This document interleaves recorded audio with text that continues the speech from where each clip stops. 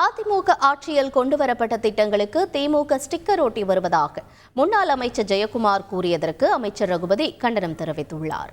Sticker ஒட்டுகிற பணியை இன்றைக்கு திமுக செய்கிறது என்று சொல்லியிருக்காரு. ஸ்டிக்கர் பாய்ஸ் என்று பெயர் பெற்றவர்கள் யார் என்று நாட்டுக்கு தெரியும். அதிமுகவை தமிழக மக்கள் என்றைக்குமே ஸ்டிக்கர் பாய்ஸ் என்று சொல்லுவார்கள்.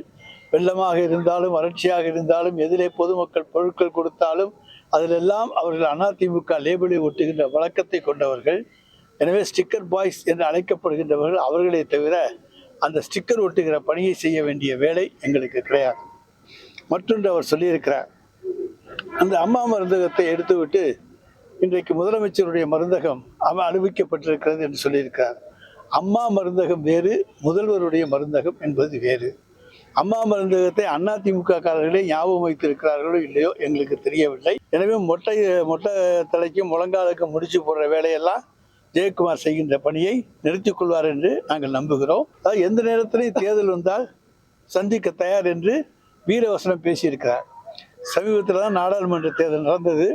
இப்படி 3வது இடத்துக்கும் 4வது இடத்துக்கும் மக்களாலே புறந்தள்ளி விரட்டப்பட்டவர்கள், விக்கிரவாண்டி தேர்தலை கண்டு அஞ்சி ஓடியவர்கள்.